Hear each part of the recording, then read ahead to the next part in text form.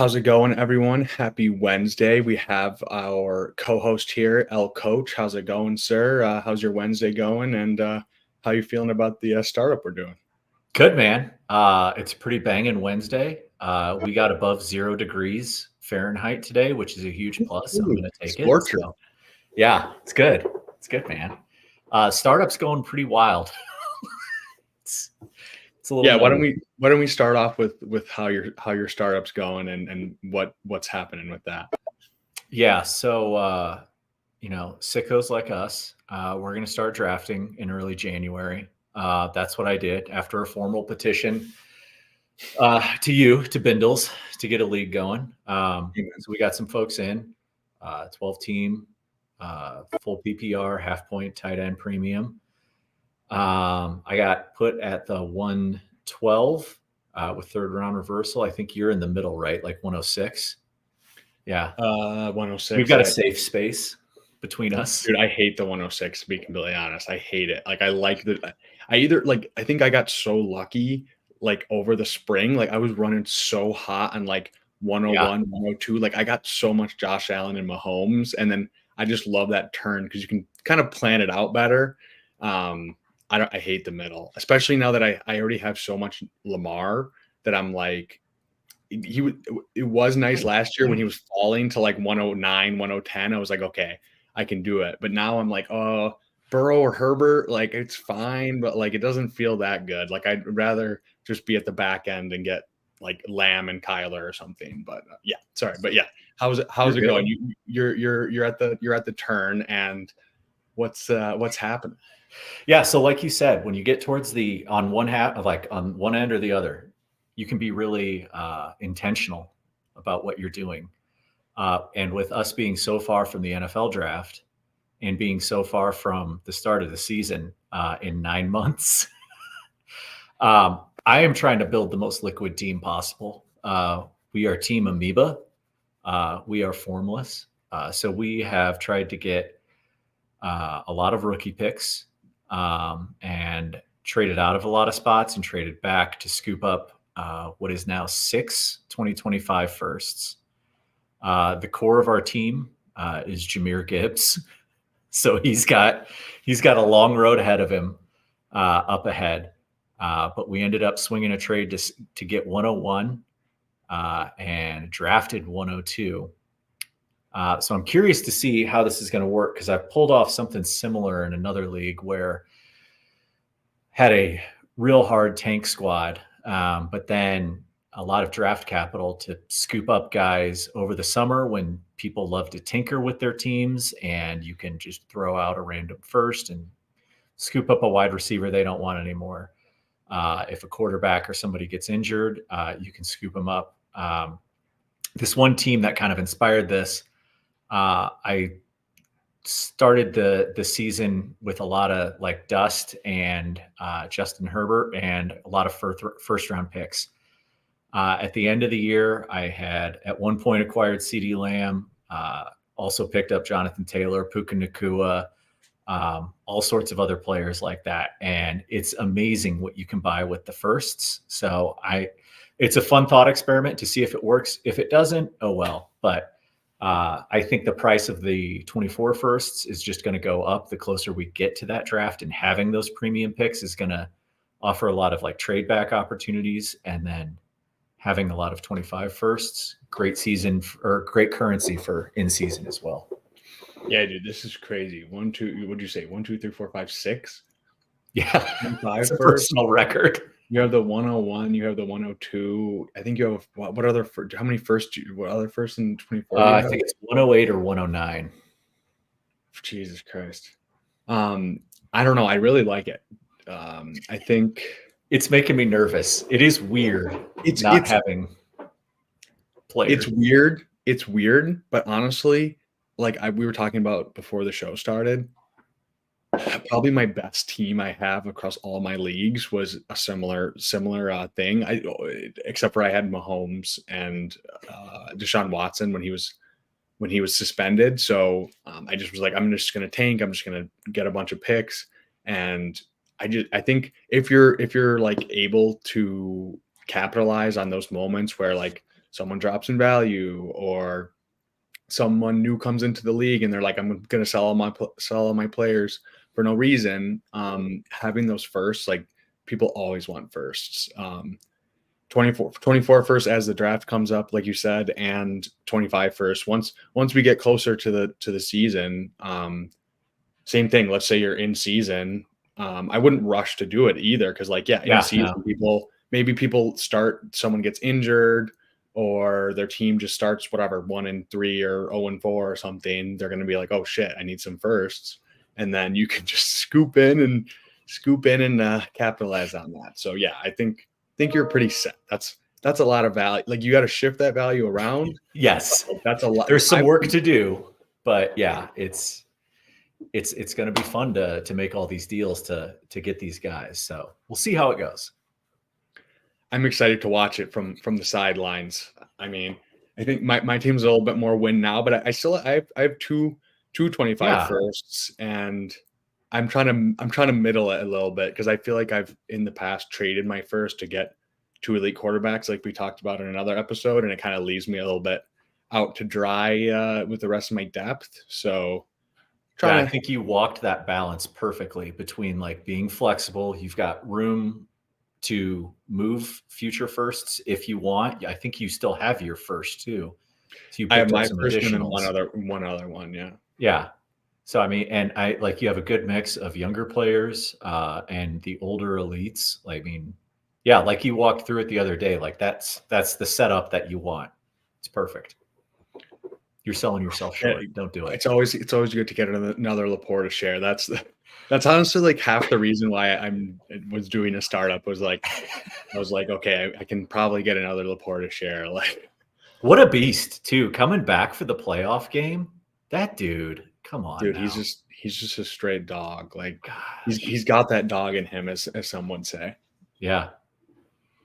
So our topic for today is wide receiver rankings.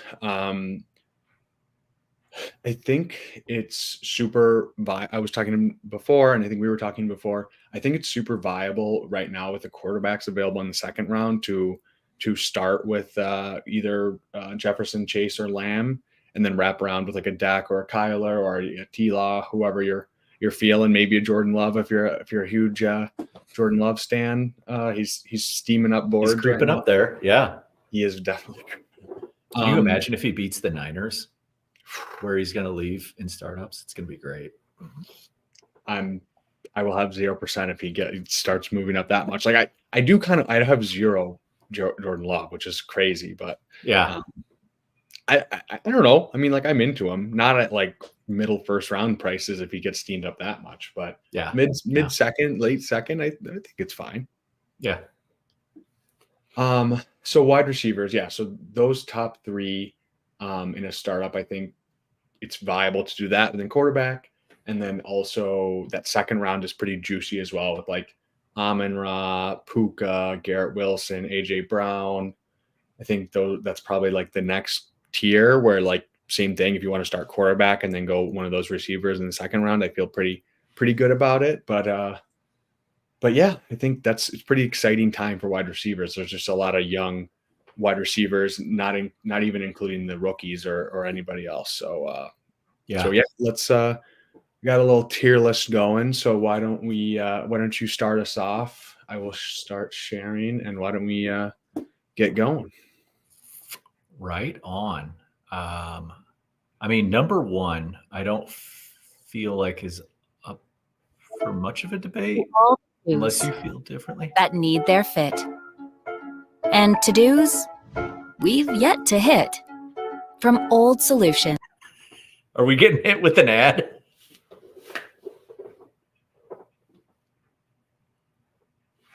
I love it.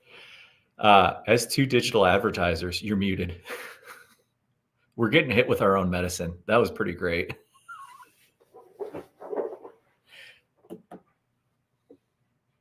You got to come off mute.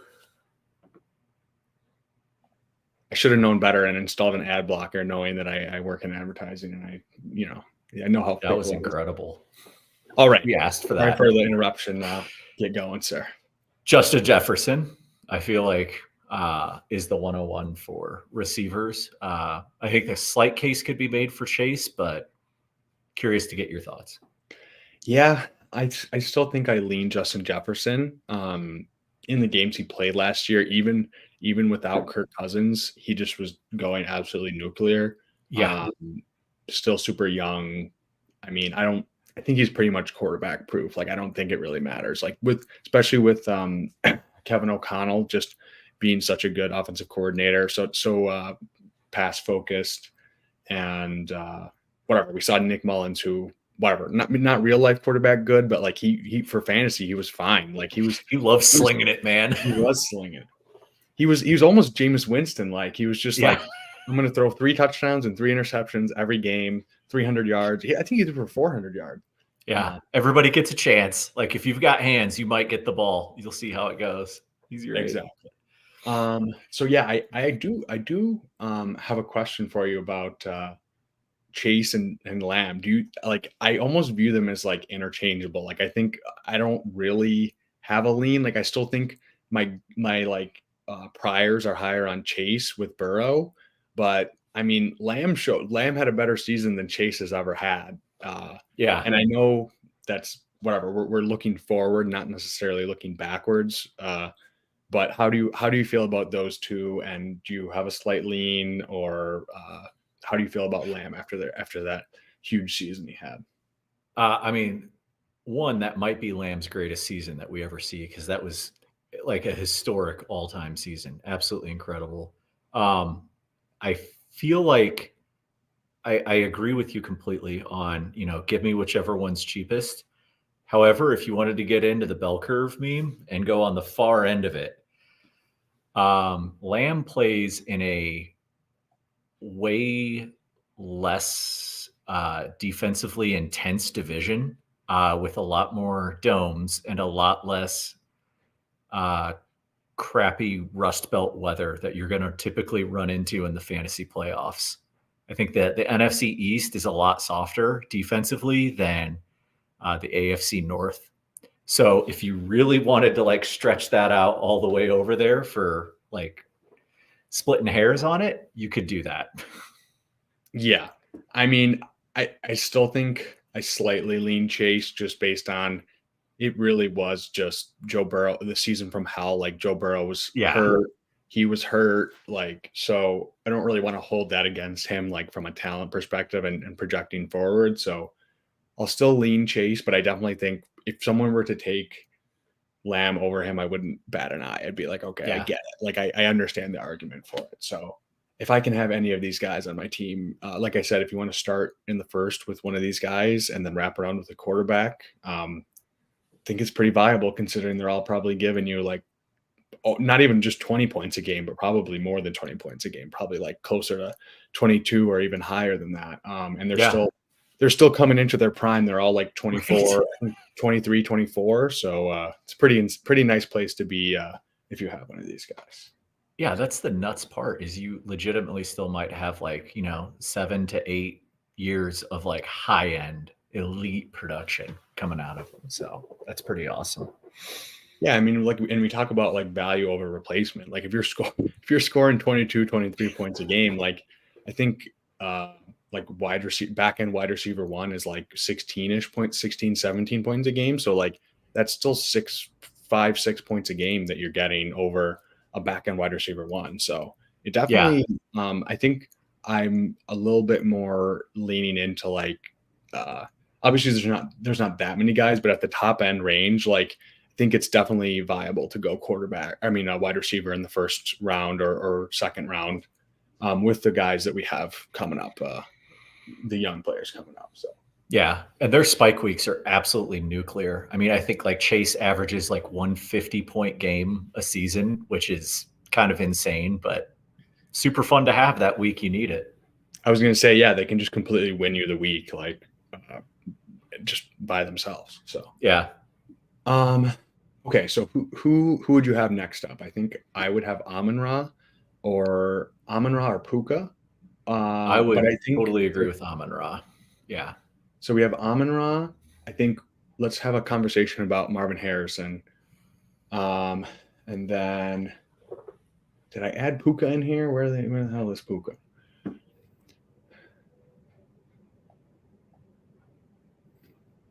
We got no Puka. What here? I'll pull up Puka really quick. You Okay. Go through Amon-Ra and Marvin Harrison and where you would lean between those two.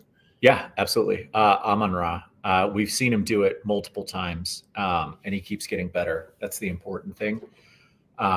Again, similar to what we were talking about with CeeDee Lamb, plays in a division with not the most intense defenses, and also some dome games as well. Paired with Jared Goff, in my opinion, a great quarterback that is very, very skilled at working with receivers and tight ends that specialize in yards after the catch. Consistently throws across the middle, over the middle to hit these guys. We have seen Amon-Ra just absolutely dominate targets. His target share is one of the best in the league. I think high 20s. I don't know if has he hit 30% yet. Like Devontae used target to, share.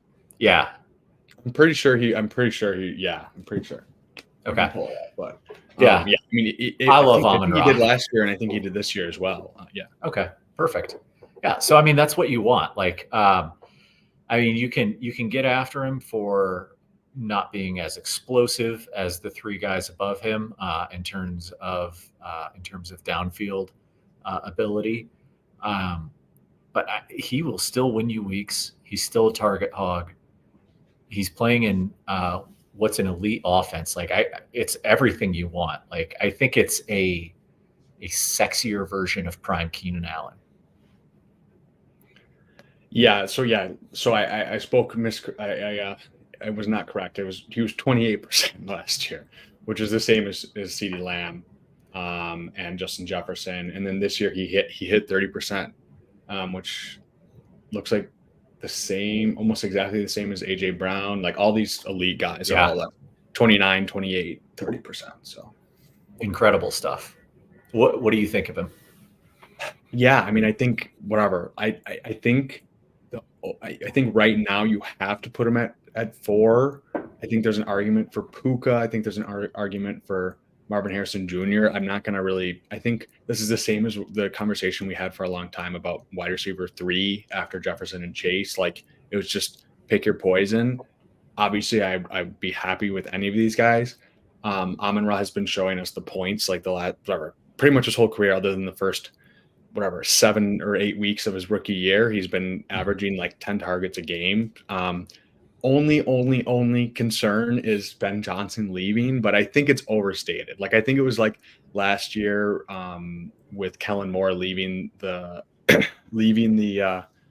Cowboys, everyone was kind of freaking out. I'm like, I think it's pretty easy. Like, hey, we're gonna throw it to one of our best receiver, and it's not like Jared Goff is still going to be there, and I mean he's still primarily a slot receiver, so it's like it's not hard to scheme up that maybe you don't have the like mad genius level of Ben Johnson scheming up stuff, but I think we're overthinking it if we think it's going to be that much of a difference. Like it's very, very slight downgrade for him.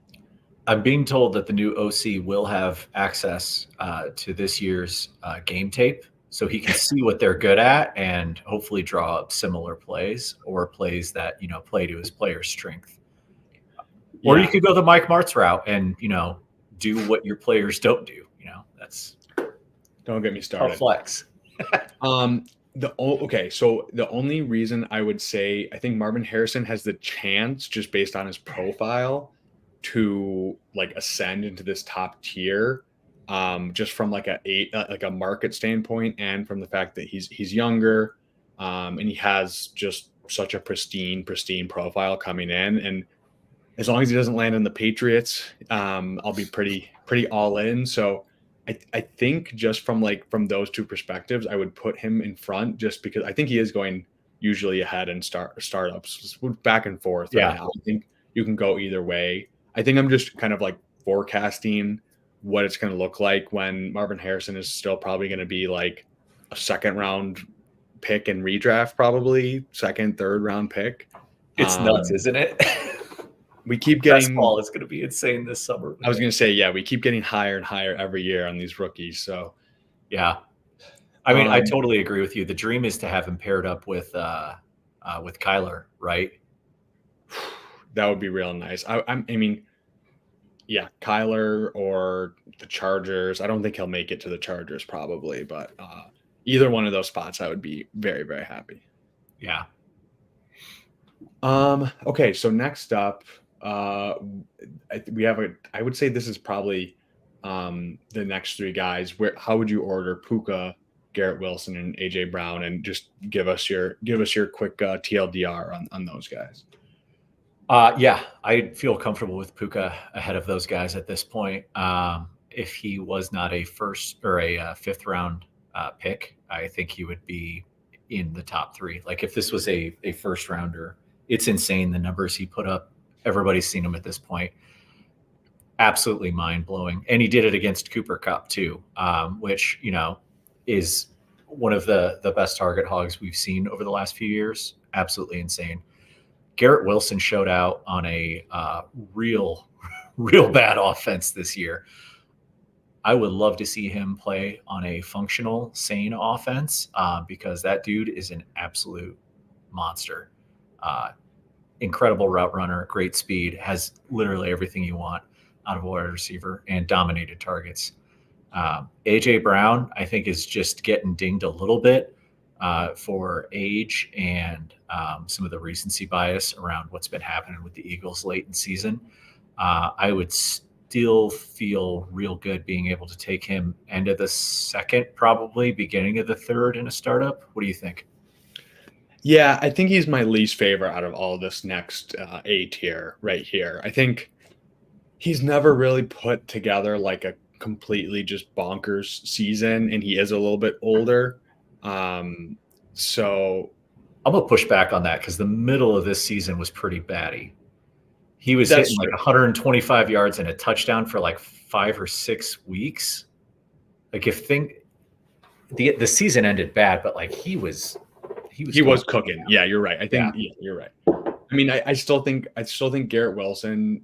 Yeah, I don't know. I think you can. I think Puka definitely I would have over him, but you can make an argument for him that next up between Garrett Wilson, because Garrett Wilson, I guess we haven't really seen it all come together with the quarterback play. But I mean, yeah, I guess it's more like you get some of that rookie allure with Garrett Wilson too, because like he's this will be his third year, and we really still haven't seen him.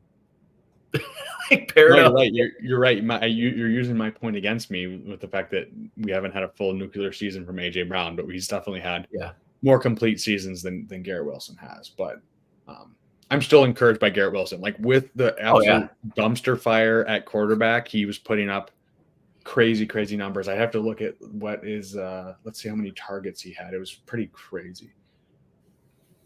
Garrett Wilson put up a 29.8% target share. I mean, that's pretty impressive. I mean, I know it's on a not whatever his points per game and his expected points per game isn't very high, but I think that's pretty encouraging considering if he gets even if it's Aaron Rodgers or just another semi-competent quarterback, I'm feeling pretty good about it. So be great. Okay. I think this is probably the end of like the tier I would have here. The next two guys, I feel like, and we can have a conversation of whether they deserve like to be kind of like in the middle tier or if they're in this tier, is Olave and then Neighbors. What do you think about those two, and where would you place them in between that A tier and B tier? Yeah. I feel like the teardrop is justified. I have a hard time not putting Tyreek Hill up in here too. That was the other guy I was going to bring up. Yeah. Yeah. Because I mean, when you're on pace for what he was chugging towards, I think that's pretty crucial. And he has really not shown any sign of slowing down at all. And in a lot of ways, I feel like he's definitely in his prime, still getting, I don't know if he's still getting better, but like his numbers are getting more and more ridiculous, and he's taking up more and more of that offense in Miami. Olave is like the prince of peripherals. Is that what they're calling him? Like just absolutely elite. I like that. In everything except for fantasy points, like unrealized air yards. His target share is great. He just happens to, like it's just, whether it's the QB or the offensive system, like something just isn't there. But that dude can ball. And obviously, I think he's a little bit older than Garrett Wilson. They came out in the same class, but I think I think he's like a year older, but still, I think he's like 24, 23. So why don't you tell us about Neighbors? Just dog. Yeah, we were talking about before we hopped on here, but I think in most classes he's wide receiver 1. And I think he's just being overshadowed by the fact that Marvin Harrison is just like the name brand, and he's so physically imposing. But I mean, I think it's pretty viable to, if you have like the 102, to trade back to the 104, 105 and pick up, whether it's Jaden Daniels or whether it's Drake May or whether it's Neighbors, whoever falls to. I think that top like 5 especially, but even top 7 is just all elite prospects. So yeah, obviously I want Marvin Harrison Jr. shares. Like it's not like I'm shying away from him or downgrading him at all, but I think we're just overshadowing Neighbors and how elite he is. Like his profile is absolutely pristine, spotless. And he's not as, I think he's whatever, around 6 foot, 200 pounds. Yeah. So he just doesn't have that like Julio Jones, AJ Green type build where it just you see him as that complete alpha. But if you look at his numbers and you watch the tape as well, like I think he's going to be one of the top. We might be moving him up into that second tier pretty soon once he gets drafted and the hype gets going. I think he definitely will be up there as we get closer to the season. So. Yeah, the dream scenario is him or Brock Bowers to the Chargers. Maximum steam, bud. Maximum steam, brother. And either one of those, I will be very, very happy. And then, yeah, I mean, I think where you lean here is really like it just determines it a little bit more, like how your build is going. Like if you're more of like wanting to go win now, then I think it's justifiable to go Tyreek as early as like late second, early third. Because he's just showing us consistently he's going to score a shit ton of points. Like you said, the Olave's peripherals look really good, but hasn't really put it together yet with Derek Carr, and just so I definitely think that's justifiable. I think like if we're looking ahead, I do think Neighbors will be moving up into this tier. Yeah. So I don't want to put him there yet, but like I think just preemptively, like I just put him here because it's like we know what he is. If he gets a juicy landing spot, which I think he's probably live to go like top 6 picks. I'm assuming. Giants aren't as juicy, but still that draft capital will speaks for itself. So the pro move on this is to take one of those 2 in the startup. And then, after the startup, a couple of weeks go by, you just pay a random first to get Tyreek Hill on your team and you'll be fine. Like that's the way to do it. Trade out that 7th round pick and get a first, then use that to get Tyreek. Be fine. He's so old. So old. I was going to say on your startup team, that's what you got to do. You got to wait for someone to be like, oh man, like I got to rebuild. Like I feel like people, this very tangent, but I feel like people just go in and they just, for some reason, just like feel the need to rebuild when they actually don't need to. Like they have good older players and they want to roster bait and they just want to be like, oh yes, I have all players 25 and younger. And like, I would just caution against that mindset. I think it's counterproductive. Like the whole point is to win. Obviously, you don't want to go all in and just create an orphan team for yourself. But have you ever seen the best team on paper ever win in fantasy? It never seems to happen.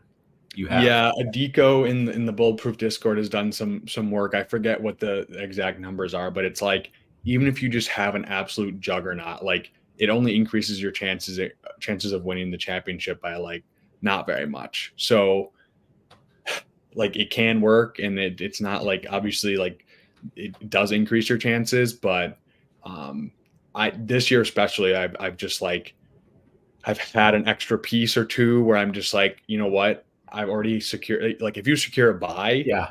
I would almost like even trade away if you have like Devontae Adams and Stephon Diggs and Travis Kelce or whatever, like just a bunch of older vets, trade them away for either a pick or a younger guy, because then you kind of get the best of both worlds. You already have kind of secured yourself that advantage, and then you can also just whatever shift some value moving forward, because that's definitely very helpful. Okay. So where would you go next? Who do you think is the next guy? I think this is kind of an interesting range, so I'm interested to see what your thoughts are here. So the first name I feel like should be first, but then after that you can kind of mix them up. I would go Ayuk, Pittman, and Waddle.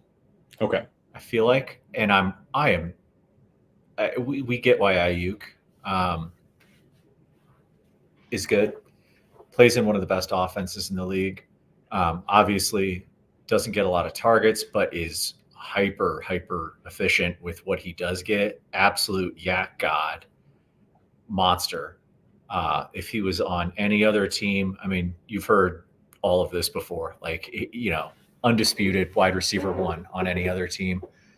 I am really excited to see Pittman in year two of the Steichen and Richardson offense and get some of those intermediate and downfield targets that he may not have been, that may not have been in the playbook with Minshew. I think he's going to have a little bit more diversity in that route tree this year. And I think he's just one of those dudes that's just kind of quietly produced for a few years in a row, and at some point is just going to walk into one of those monster seasons because he doesn't get hurt. He's always out. I'm jinxing my own team so bad right now. I need to stop. Sorry. They're still playing. So yep. Waddle also good. I don't know. What do you think? Yeah, I don't know. I really struggle with this tier. Like, this is like probably the either late third, maybe like going into the fourth and fifth round is like kind of this whole tier right here. And as I've discussed in some of my other videos and with you, I really kind of want to focus on quarterback, either one of these top S tier, A tier receivers in like the second or third round, a tight end, and then really like fourth round, fifth round there's a lot of really good receivers that are all kind of just one big tier for me. So whoever kind of falls, I'll do it based on portfolio, whatever. If I don't have a lot of some guys, I'll go that way. I really don't really view any of these guys like a way higher than the others.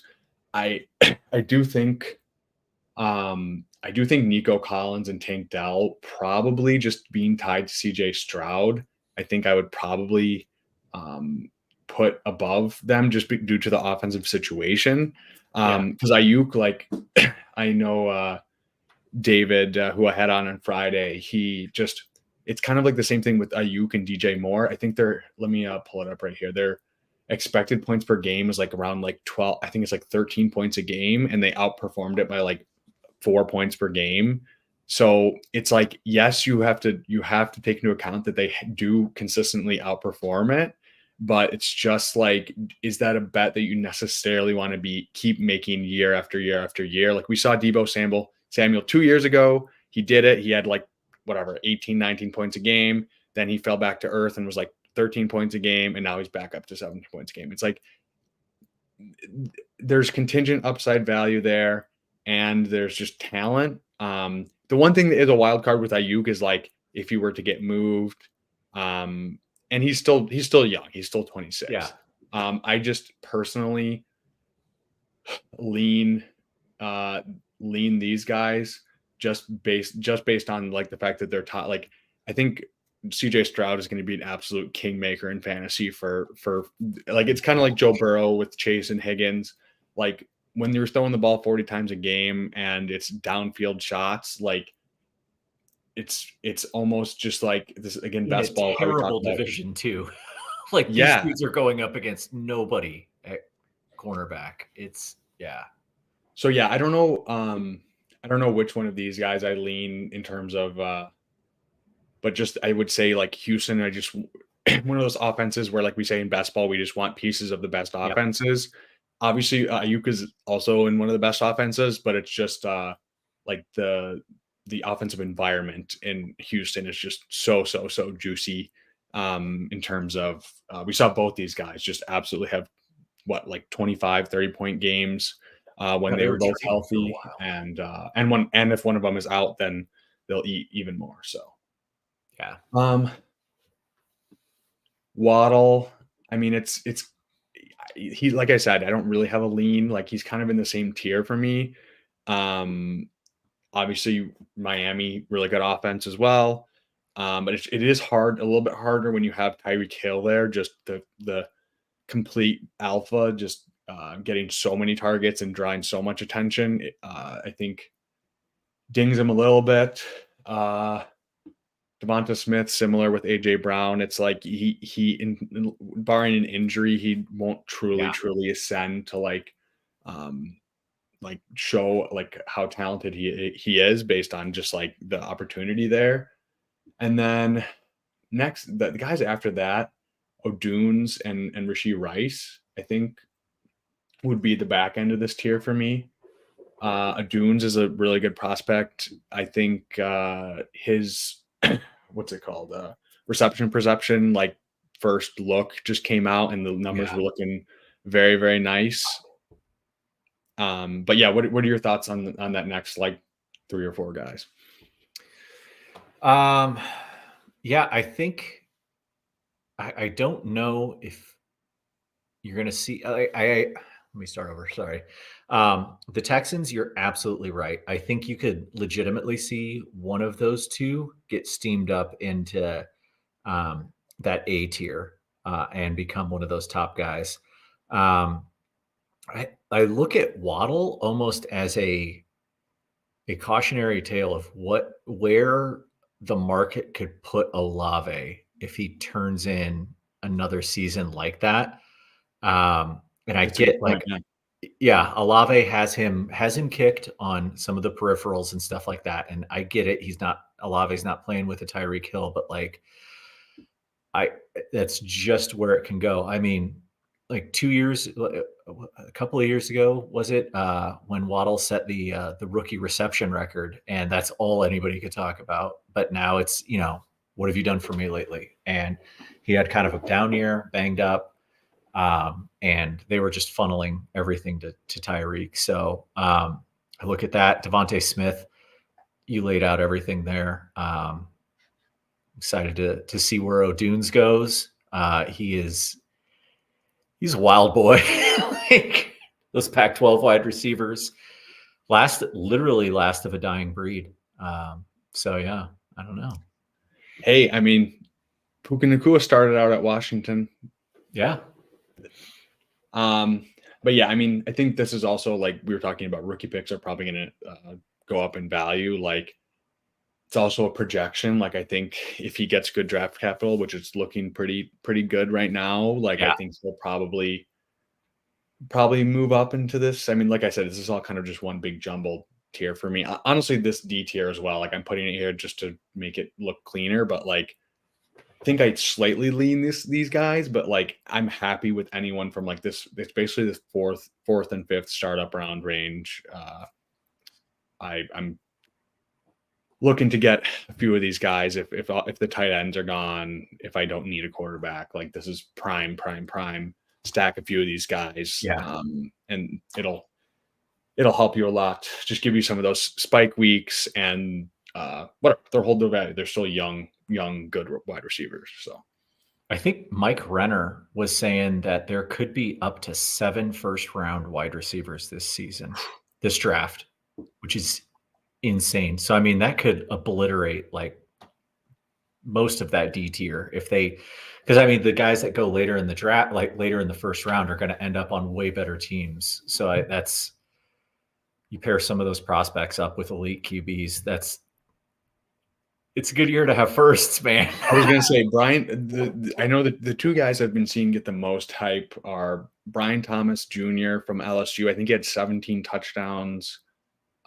He's been, I think, grinding the mocks like just started going, but like I've been seeing him mocked like to the Jaguars at 17. So like whatever, mid to late first, and he'll probably start getting steamed up even more as the process goes on. And I think he's big. He's probably going to run pretty well. So that's probably a good bet. Yeah. Troy Franklin are all huge this year too. Like that's the thing. It's completely different than last year. And you know what? We actually have we probably have 3 quarterbacks at least that are going to push some of these guys down. We don't have any running backs, but the quarterbacks and the wide receivers are going to just save us. Like I think early second round picks are going to be so juicy this year. Like I just think there's so many wide receivers. So yeah, I'm very happy with my teams where I kept my first and I have like a 109 through 112 or early firsts if I got them like in a trade or something. It's looking very, very nice. I'm super excited. Yeah, man. As we say every year, as we get closer to the rookie draft, we get more and more excited. So it's hard not to. So I guess, yeah. So Pittman, I think like we don't have it broken out here, but it's like I said, it's kind of one big tier, like slight lean to this, but it's not like a full teardrop for me. Like London has been falling to the 5th round in startups, and like I'm pretty happy taking him there. He hasn't put it together, but like we know the Arthur Smith situation. That's the one where I'm kicking myself in that startup because I could have had I think it was Nico and Drake, and I'm like, I should have just done that instead of trading back further. That would have been fun, but yeah. Did you end up taking a first? I mean, I feel like a first is like yes, I took a first and a trade back. So yeah, it was. I think that's fine. Like I think I'll just come back and buy it later. I was gonna say I feel like any of these guys, like what the vibes are on them, you want to sell them for like a little bit like a first and like a little bit on top, and then if you want to buy them, you want to buy them like for like a first, or if one of them gets injured or they have like a bad start to the season or something, then you can buy them for a little bit cheaper. But it's like you don't really want to pay up for any of them because it's just like, what is the real difference between this like whatever 10 guys? Like it's not that much. Yeah. So your boy Pittman, you're a Colts fan. He looked really, really good this year. And I think he's kind of like the tail of like what a Drake London, or whatever, like a Drake London or a DJ Moore like career could look like, where like their peripherals look good. Like we know they're a good player based on like the reception perception, their peripherals and everything, but they just don't have good quarterback play. Like it was Matt Ryan, whatever, just not good quarterback play. That dude has been through it, man. Get Richardson on the field, man. Like let Richardson have a healthy year. Let him play. Shane Steichen, throw that thing 40 times a game, 35 times a game.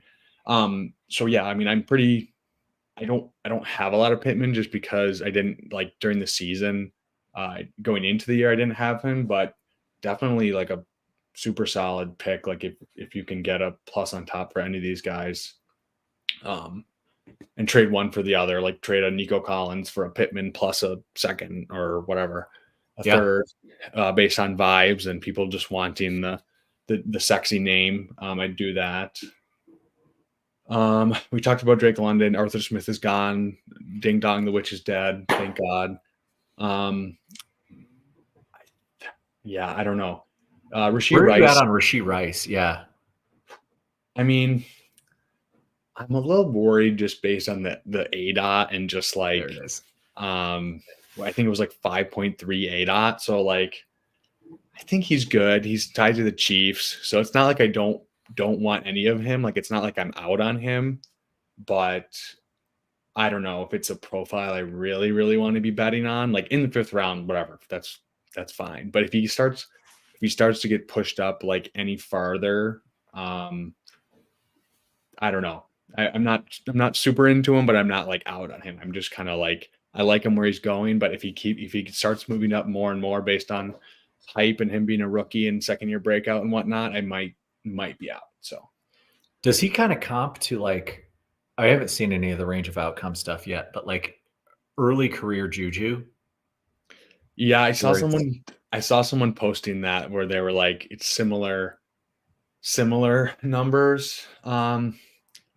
I don't know. I guess playing with Patrick Mahomes is probably gonna like buoy you a little bit more than like late career Ben Roethlisberger. Yeah. But yeah, I mean, definitely a guy I want on my team. It's not like I don't want him. I'm gonna rush to trade him away. But I don't know. Just a little bit. I have a little bit of caution there. Like I'm not like fully buying it. So and then this next year guys are like they're a little bit older, like 25, 26, 27. And like DK, we've never really seen him put together a super crazy season. Like he I don't know, like it's weird. Like I don't know, he seems like he's been running so bad on touchdowns. Like he gets a ton of like end zone targets, he gets a lot of like downfield shots. It's just never really putting it together. I think having Lockett there and now JSN as well definitely like just hurts his ceiling a little bit. Like I still think he's a good player, but I think that kind of hurts. I think DJ Moore is, I used to be really in love with DJ Moore when he was on the Panthers, and then I was out when he went to the Bears, and now I think I might be back in. Just, I mean, talk about talent. Like he's super talented. Yeah.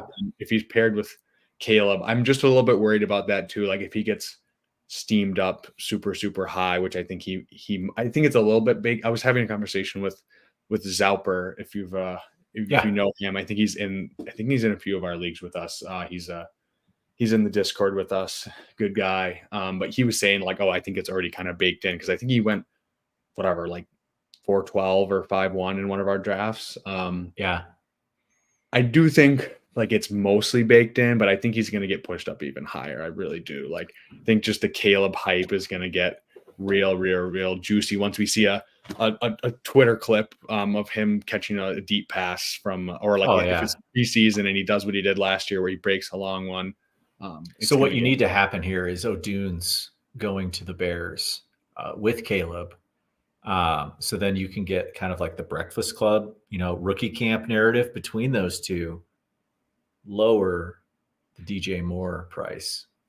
You'll be good. I was going to say like that would be perfect because then they'll both kind of stay in that like maybe 5th round ish, and neither one will get pushed up. Yeah, and they're like magnets pushing against each other. Yeah, that would be ideal. I would like that. I don't know. I mean, yeah, Caleb. I mean, pray to God I don't know. I'm not a Bears fan. Man. I'm a Lions fan, so I mean, I'm fine if they stay with Justin Fields, but I think that would be. You see this stuff about Greg Roman coming in there now? Oh God! Like their interview. I think they interviewed Roman, and it's like, what are you doing? You can't be for real. You can't. You have this opportunity laid out in front of you perfectly, and I feel like that's such a Bears thing to do, though. Is just fumble the bag, like so bad. So I wouldn't. I mean, I wouldn't be that surprised if they. It will fuel sports talk radio all summer long if they go through with this. Like just the takes are going to be, a natural resource at that point. It'll fuel everybody. It's great, bro. I'm here for it. The Lions are like 20 years of Lions fandom is finally like they're solid. I don't know, man. Baker is he's feisty. I think it's going to be a tough game. And we know the Lions defense isn't exactly a brick wall. So I'm a little bit worried, but home game, that atmosphere is going to be electric. So yeah, man. Hopefully Jared Goff can keep it rolling. Be good. Okay. I mean, I think we don't really have let's see. Let's add one more row below just to round it out. For the next tier, we didn't really talk about Debo, but he's kind of the same as DJ. I view them very, very similarly. Like I think lean DJ more because he's slightly younger and the prospect of Caleb, but dude can ball is basically the all I need to say. He's absolutely really good, but same thing we talked about Ayuk. Like there's a lot of mouths to feed. I think usually that's a kind of a false narrative, but I think with them it's like there really is just the ball can only go. You can only throw the ball so many times a game, and there's a lot of talented guys there. So yeah. Okay. Do you drop a T Higgins in here? Yeah. Oh wait, where's T Higgins?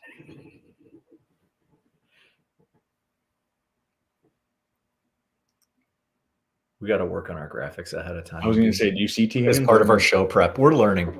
We're learning on the go.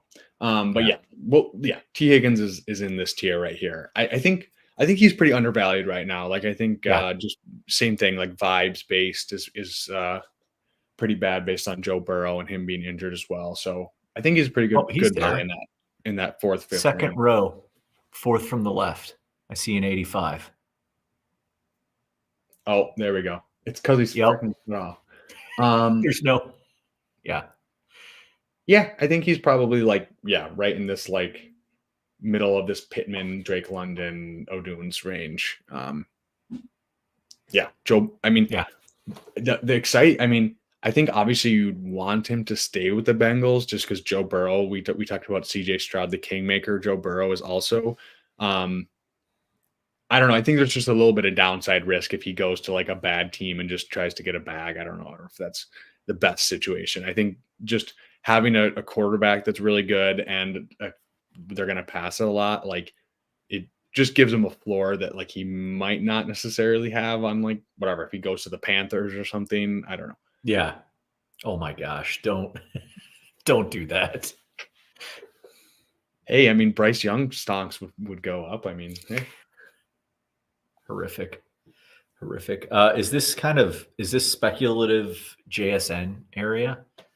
Oh man. Yeah. I don't know. I think I'm out on JSN.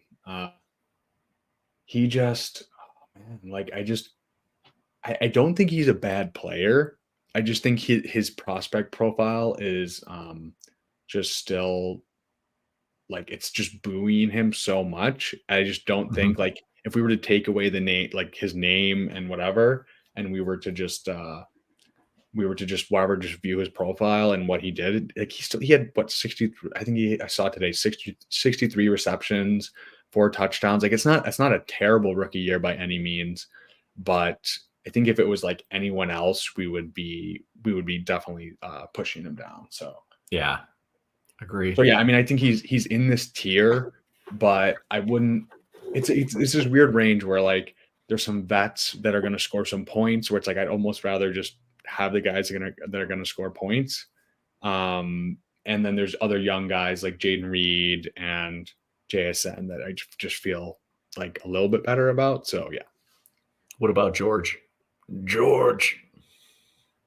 You know what? I'm in on George. Little George Pickens. Yeah, you're back in. I'm in on George. I was just when I thought I was out, they pulled me back in. Yeah, I mean, whatever. He's 23. He had 1,100 yards. Like, I don't think he's like super, super special, but I mean, his quarterback play was pretty bad. And yeah, I think he's fine enough in like that 6th or 7th round range. Yeah, I like it. I saw the totally disingenuous CD Lamb to George Pickens comp where they put their stats up next to each other about the yards year 1 to year 2. I was like, I'm going to use that in so many leagues to pump that stock up. Let's go. One thing I want to say about JSN is I still think outside of like our bubble, you can still like I think in some people still view him very highly just based on his prospect profile.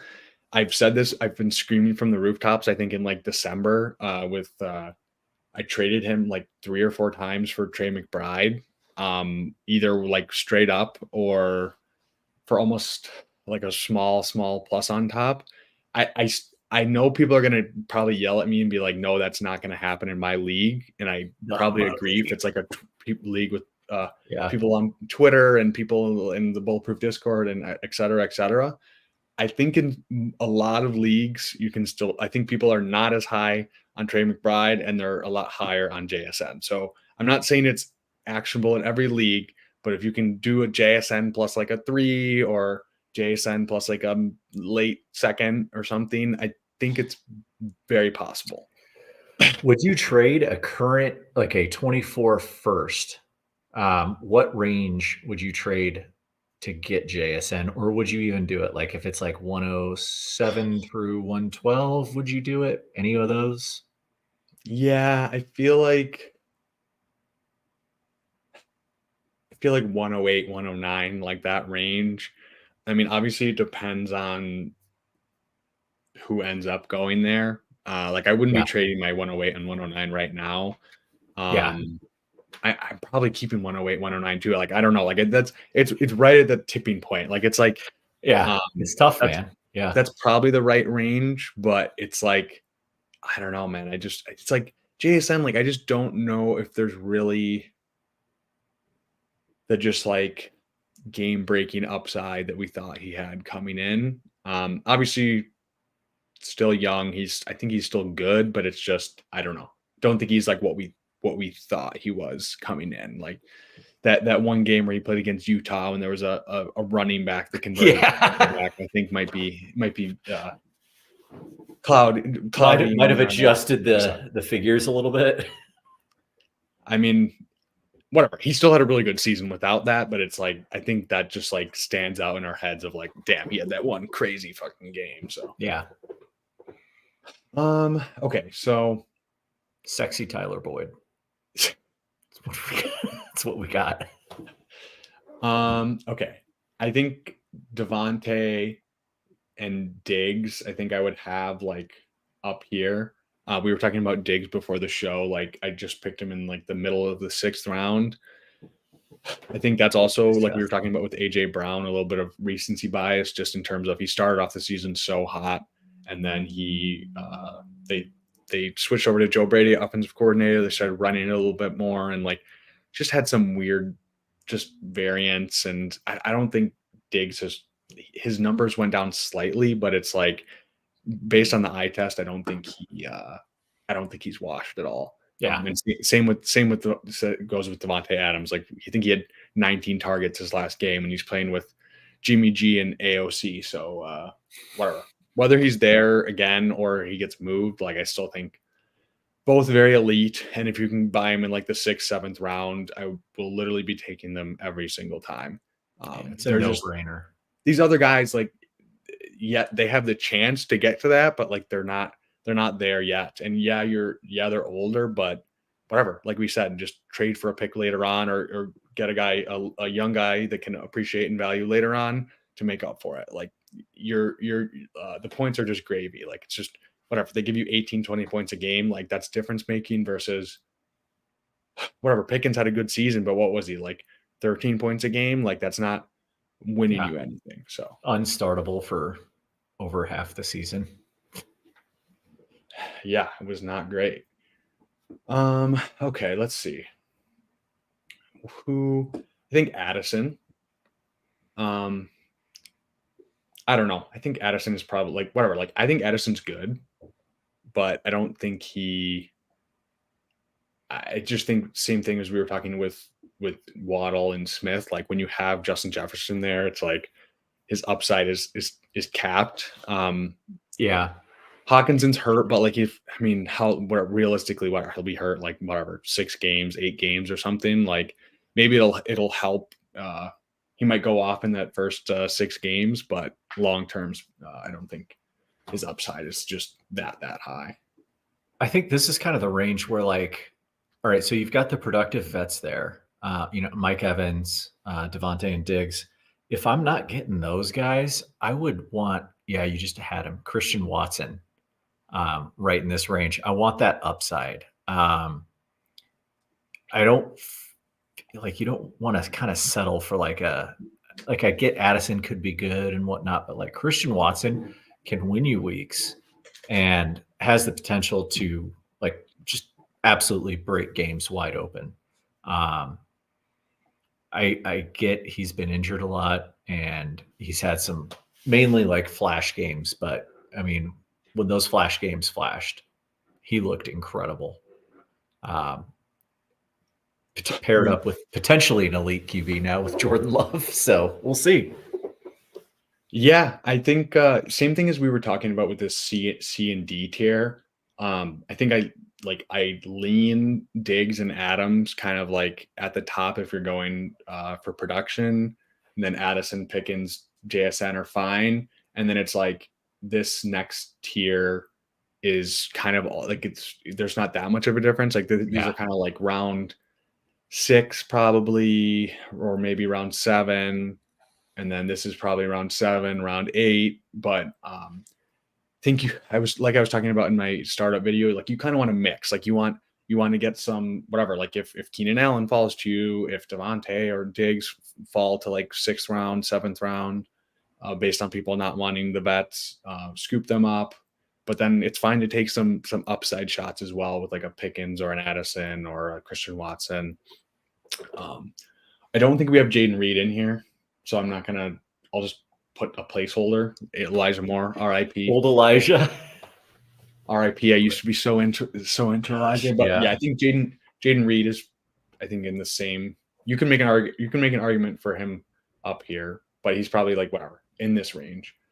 Yeah. So Jaden Reed. But yeah, I think people are a little bit. I like Jaden Reed. I think he obviously had a good rookie year, but it's kind of like how the Chiefs, where they just have like you never, or I get this year they were just the Chiefs were their wide receivers were terrible, but like last year or whatever, like they're kind of just gonna like ping pong each week. So I think Christian Watson's being discounted too much. Maybe it's my bias that I was very in on him before, but I mean we saw him. He had some really, really big weeks against the Lions and against the Chiefs. I think he had like 2 touchdowns each of those games. He's going to get downfield shots with Jordan Love, who's been playing super well. It's an ascending offense, ascending quarterback. And I think there's a little bit of a discount just based on the fact that he was injured, and a little bit of uptick with Jaden Reed based on the fact that he was doing well at the end of the season. So I honestly view them like almost exactly the same. You slight lean to the rookie because he is a rookie, and so it's a little bit of like untapped upside there. But what about you in this next like tier of guys? Yeah, totally agree. I think with the Packers specifically, that's going to be like one of the main like training camp battles to watch at wide receiver and see who's getting lined up where. Because to your point, I think there's 3 or 4 dudes that they're kind of like rotating in and out. Plus, I think they've got a rotation at tight end as well. So like that offense is a real Swiss Army knife now, which is real cool. But yeah, I agree with you on the underpriced vets that you're getting in that range. Again, Keenan Allen is going to be very inexpensive this year. Mike Evans continues to be one of the better buys. Cooper Kupp, I don't know, like how hurt was like that? Was he this year? Like started out with the hamstring, but I mean, he had a couple of good games to start, but then I mean, Puka was kind of eating his lunch most of the season. Yeah, I think that's kind of a situation. It's kind of a situation where we say like we don't want to, like, guys will be good until they're not, and like they'll usually have a season where they kind of have a down season before they like completely fall off. I think that was this season for Cooper Kupp. So I definitely in that whatever. If he falls to like the 8th round, like it's fine. I don't think it's like a bad bet at that cost. I don't, but yeah, I think out of like, I think I almost prefer Keenan Allen over him. I mean, Keenan Allen didn't slow down at all. He just got injured at the end of the season, but I think he scored 21 points a game. So I'd almost rather wait a round or two and get Keenan than go in on Kupp. Not to say like you need to sell him or he's like completely terrible, but he's fine enough picking that 8th round or 7th round, but not my preferred pick. Yeah, I think it's one of those instances of like miss small and hit big, where like if you don't take him, is the upside kind of capped with Puka there now as the top dog? Possibly. But really, like, what's he going to put up around that range that you're not going to get out of the guys around him? Yeah. That's my justification for fading players sometimes. It's great. Okay, so this is I'll add another one down here. I think Downs is interesting here. He was looking real good for a while, and then he fell off a little bit. His numbers looked pretty good. I do think just the offense, we want pieces of that offense.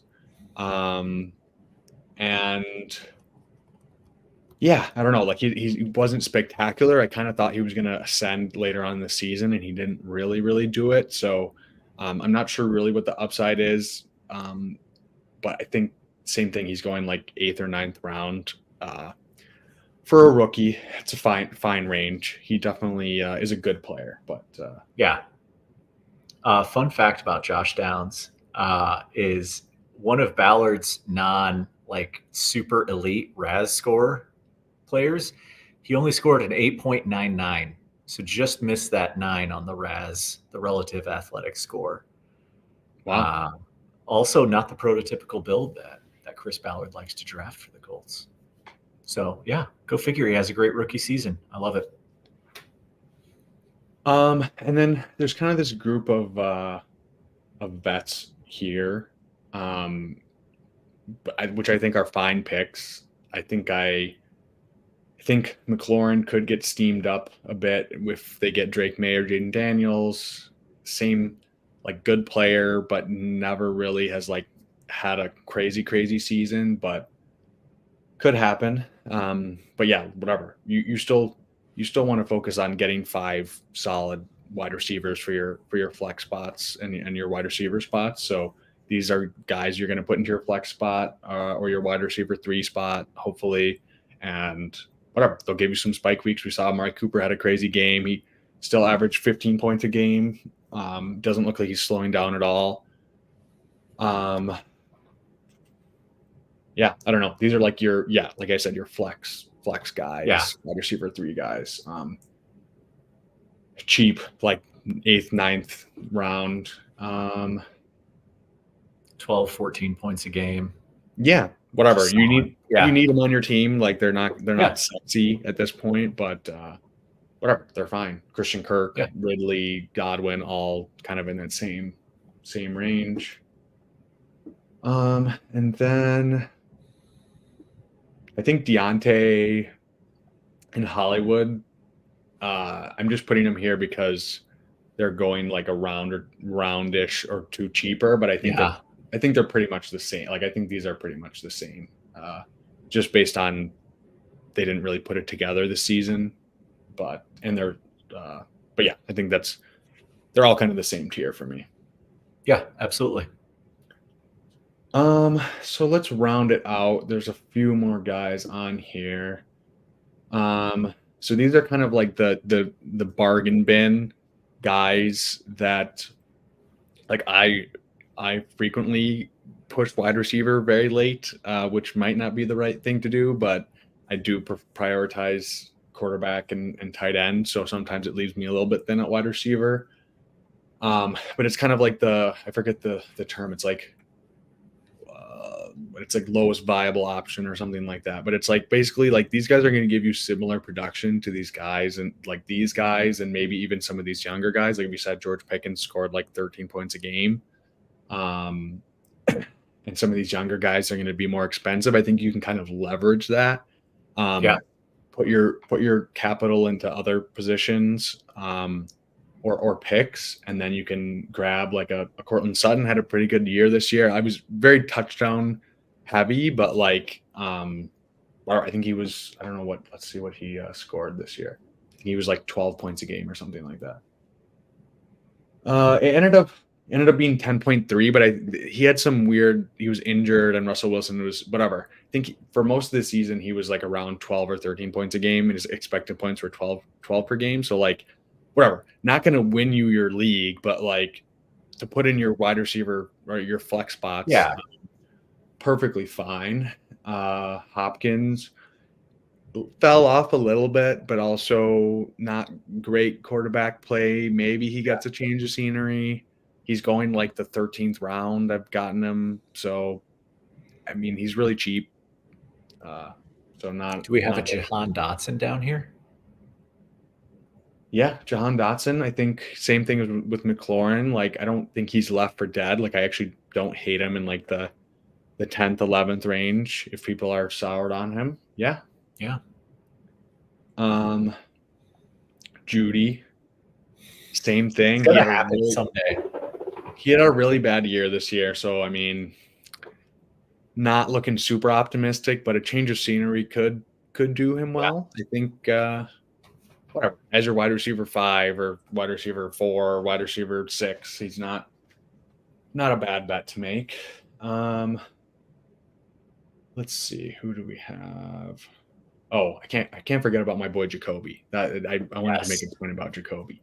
Yeah, I think Jacoby is perennially just undervalued. Like I think let's see what he was at. I think he was at 13 points a game this year, and he was actually more than that for a while. Yeah, he still had some blow up games too. Like he had some absolutely crazy games. Let's see. So I mean, he's 27.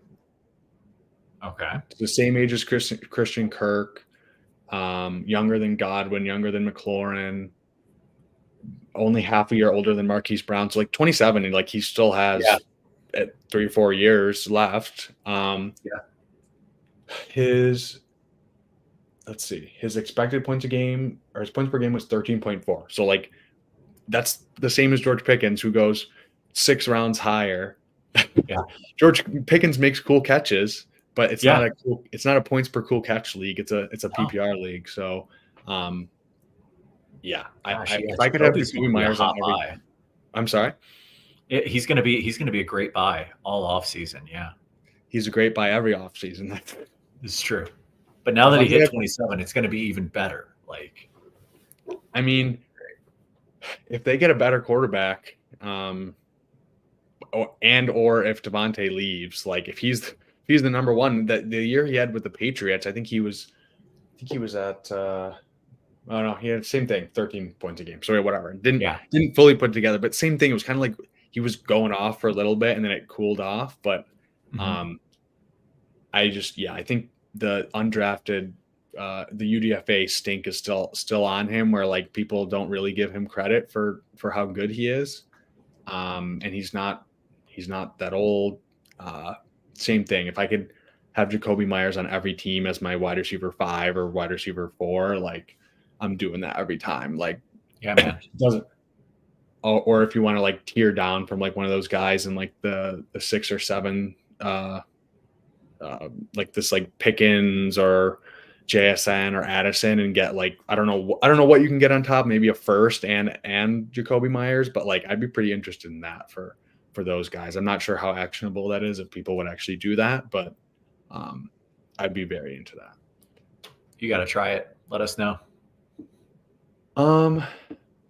So yeah, any other thoughts on wide receivers? I guess what is your, like, just from a macro standpoint, what is your approach on wide receivers, and how do you like how do you go about building your wide receiver room in a draft and just whatever after in a normal league that we play in with 3 wide receiver spots and 2 flexes. So it's important.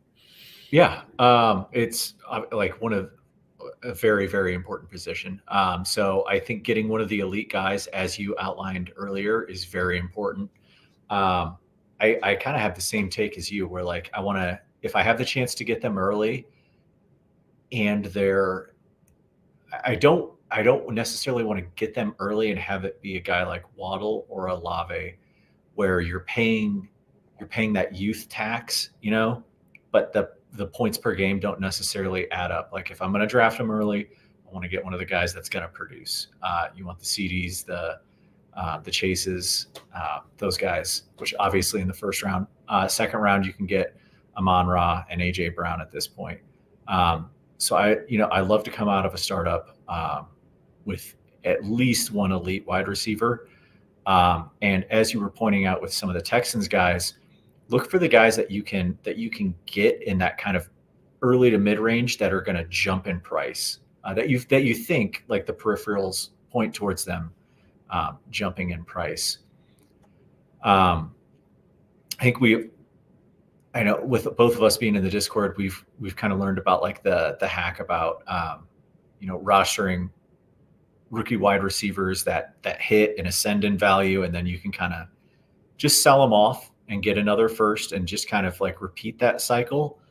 I've kind of had another twist on that where I enjoy getting the guys after year one for like in some cases you can get it for like an early second or a very late first. And I've pulled this with like getting a Devonta Smith or a George Pickens and then flipping them for elite running backs that go in that range. So kind of going across that way. Sure. It's also kind of fun. So it's just some different ways, but like everybody, like it's such an important position. It's the position that probably gets traded the most. I feel like so. Well, there's just a lot of no them, shortage of options.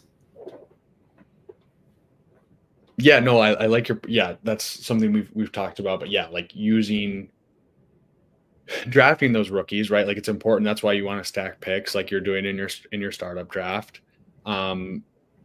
They're likely to rise in value, and it's like it's kind of like you want to get off the train at a certain point, unless they just put it like whatever. Like if you have a Puka, you're going to hold on to them, but use them to tier up into a elite quarterback or an elite receiver or a Breece Hall or like a running back, because you can just keep repeating the process over and over again, and you can replace the production, like you were saying, later on with cheaper guys. And I think I'd much rather hold my value in quarterbacks, tight ends, and picks than, like you said, like the Jalen Waddle types. It's like, what is the real? The juice isn't really worth the squeeze at that point. So yeah, totally, man.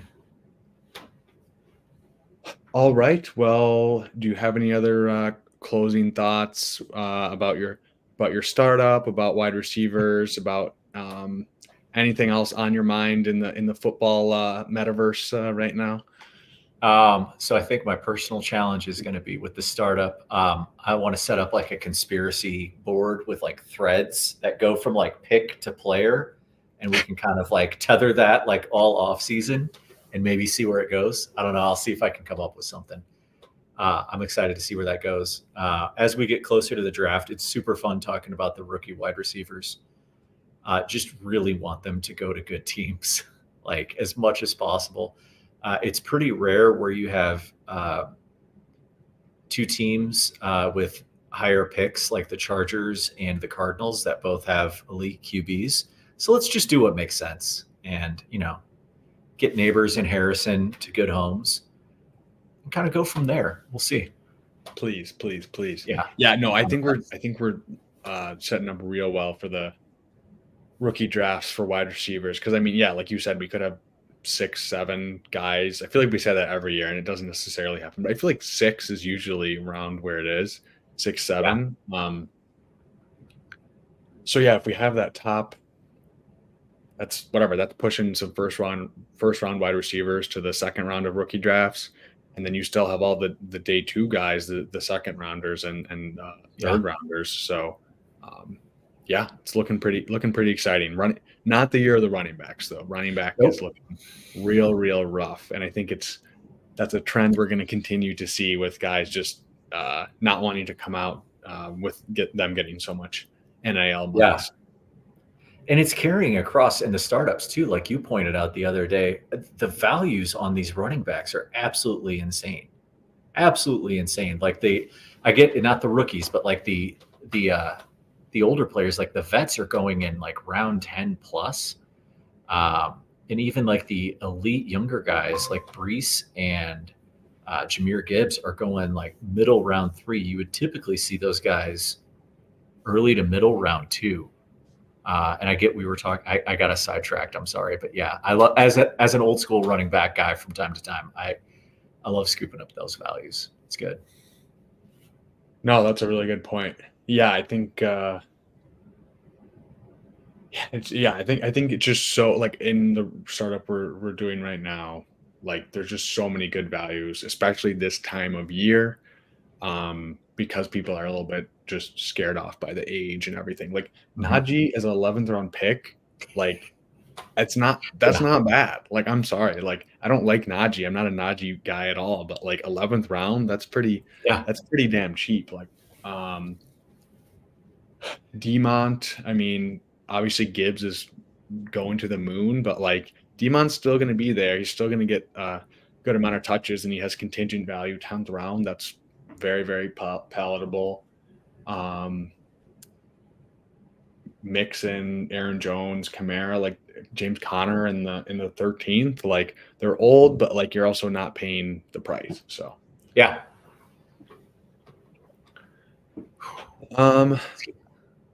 Alrighty, well, let's close it out. Thank you so much for chopping it up with me, sir. And everyone, I will be streaming either Monday or Tuesday mornings, solo, Wednesday nights each week, either 8 or 9 p.m. With our boy El Coach, going over some fun topics, and then Fridays bringing on some guests and getting some good people from around the Dynasty and best ball spaces. So definitely tune in, subscribe if you liked it, give us a like or a comment, and yeah, we will see you next week. Thanks for having me on, man. Of course, brother. I will see you later. Have a good Wednesday, everyone.